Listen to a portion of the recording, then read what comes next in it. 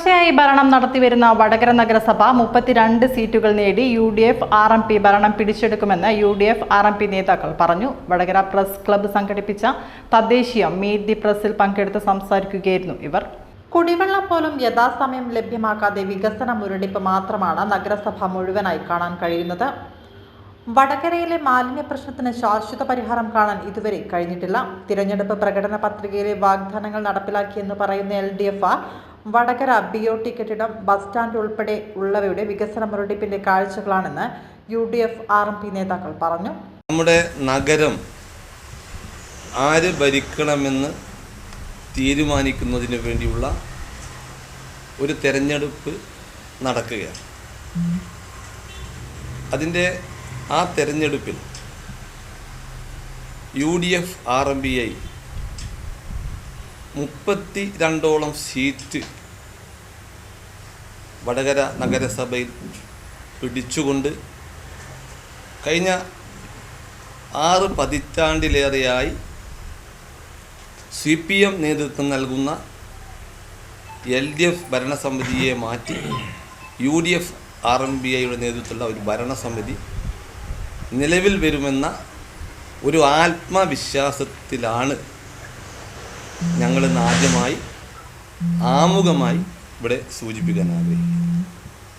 എന്തുകൊണ്ടാണ് ഈ ആത്മവിശ്വാസം? ഈ 6 പതിറ്റാണ്ടിലേറെയായി നമ്മുടെ നഗരം ഭരിക്കുന്ന CPM നേതൃത്വം നൽകുന്ന LDF ഭരണസമിതി വടകരയിലെ ജനങ്ങളുടെ അടിസ്ഥാന പ്രശ്നങ്ങൾക്ക് പരിഹാരം കാണാൻ സാധിച്ചിട്ടുണ്ടോ എന്നുള്ള പൊതുസമൂഹത്തിൻ്റെ ചോദ്യത്തിന് ഉത്തരം നൽകാത്ത ഒരവസ്ഥയാണ് ഇന്ന് ഭരിക്കുന്ന ഈ ഭരണകർത്താക്കൾക്കുള്ളത്. എന്താണ് നമ്മുടെ അടിസ്ഥാന വിഷയം? നമുക്ക് ഏറ്റവും പ്രധാനമായി ലഭിക്കേണ്ട കുടിവെള്ളം. ആ കുടിവെള്ളം നൽകുന്നതിൽ തികഞ്ഞ പരാജയമാണ് ഈ ഭരണസമിതിക്ക് ഉണ്ടായിട്ടുള്ളത്. കഴിഞ്ഞ വർഷം മാർച്ച്, ഏപ്രിൽ, മെയ് മാസങ്ങളിൽ ഞാനുൾപ്പെടെയുള്ള എൻ്റെ പ്രദേശം, തീരദേശ മേഖലയിലെ പല പ്രദേശങ്ങളിലും ഉപ്പ് വെള്ളം കുടിക്കേണ്ട ഒരു സാഹചര്യമുണ്ടായി എന്നുള്ളത്. അപ്പോൾ കുടിവെള്ളം എത്തിക്കുന്നതിൽ തികഞ്ഞ പരാജയം.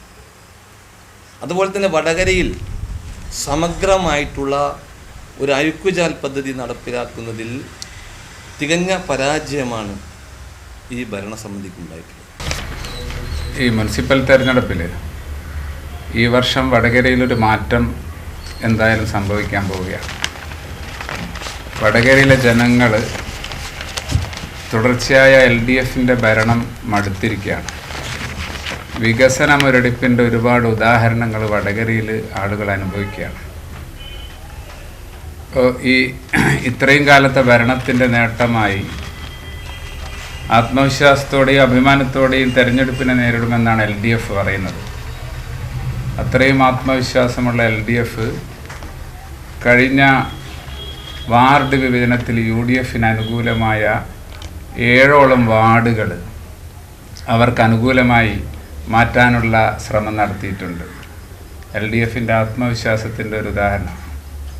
കഴിഞ്ഞ ദിവസം മനസ്സിലാക്കിയത് അവരുടെ പ്രകടന പത്രികയിൽ പറഞ്ഞ 115 വാഗ്ദാനങ്ങളിൽ 109 എണ്ണം പൂർത്തിയായി, ബാക്കി 6 എണ്ണം നടപ്പിലായിക്കൊണ്ടിരിക്കുകയാണ്.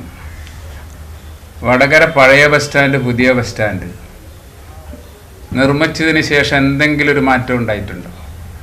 LDFൻ്റെ അജണ്ടയിൽ അതില്ലേ? വടകര കോട്ടപ്പറമ്പ് പഴയ ബസ് സ്റ്റാൻഡ് അകത്തുള്ള ഈ ഇടുങ്ങിയ റോഡിൽ ഈ കാലയളവിൽ ഒരു 5 വീതി കൂട്ടാൻ കഴിഞ്ഞിട്ടുണ്ടോ? ഗതാഗത സൗകര്യം വർദ്ധിപ്പിക്കാൻ കഴിഞ്ഞിട്ടുണ്ടോ? ഈ ഒരു വികസനം LDFൻ്റെ അജണ്ടയിലില്ലേ? 109 പദ്ധതികൾ നടപ്പിലാക്കിയെന്ന് പറയുമ്പോൾ 25 വർഷം മുമ്പാണ് കോട്ടപ്പറമ്പ് നവീകരണത്തിന് വേണ്ടി DPR തയ്യാറാക്കി കേന്ദ്ര ഫണ്ടിന് സമീപിച്ചത്. അപ്പോൾ വടകരയിലെ വികസനത്തിൻ്റെ ഭാഗമല്ലേ കോട്ടപ്പറമ്പ് വികസനം? ഒരു മഴ പെയ്താൽ പുതിയ ബസ് സ്റ്റാൻഡിൽ വെള്ളം കയറി മാലിന്യം നിറഞ്ഞ് കടയിലേക്ക് കയറുന്ന അവസ്ഥയാണ്. എന്തുകൊണ്ടാണ് വടകരയിൽ ഒരു ഭരണമാറ്റം അനിവാര്യം എന്നുള്ളതിനെ സംബന്ധിച്ച് ഞങ്ങളെപ്പോലെ തന്നെ ഏറെ വ്യക്തതയുള്ള ആളുകളാണ് എൻ്റെ മുമ്പിലിരിക്കുന്നത്. അതുപോലെ തന്നെ ഇവിടുത്തെ പൊതുസമൂഹം. അതിൻ്റെ ഒരു നേർചിത്രം നേരത്തെ സൂചിപ്പിച്ച ആളുകൾ വളരെ വിശദമായി തന്നെ ഇപ്പോൾ പ്രതിപാദിച്ചിട്ടുണ്ട്. കൂടുതൽ അതിലേക്കുള്ള ആവർത്തനത്തിലേക്ക് പോകുന്നില്ല.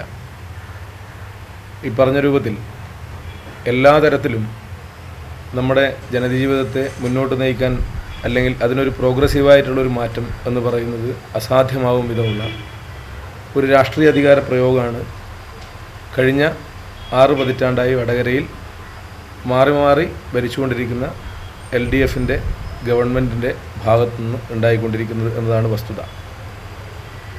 ഇതിനൊരു മാറ്റം അനിവാര്യമാണ് എന്നുള്ളത് തന്നെയാണ് നിലവിലുള്ള എല്ലാ സാഹചര്യങ്ങളെയും മുൻനിർത്തി എല്ലാ ആളുകൾക്കും ബോധ്യമാവുന്ന കാര്യം. വടകരയിലെ ഗതാഗതക്കുരുക്കിന് ശാശ്വത പരിഹാരം കണ്ടെത്തുമെന്നും ലിങ്ക് റോഡിലെ ബസ് സ്റ്റാൻഡ് പൂർണ്ണമായും മാറ്റുമെന്നും ഇവർ പറഞ്ഞു. UDF RMP നേതാക്കളായ PS Ranjith Kumar, Aziz master, R Riju എന്നിവർ പങ്കെടുത്തു. Press club president VP Pramod അധ്യക്ഷത വഹിച്ചു. സെക്രട്ടറി സജിത്ത് വളയം സ്വാഗതവും ട്രഷറർ വിനോദ് കുമാർ നന്ദിയും പറഞ്ഞു.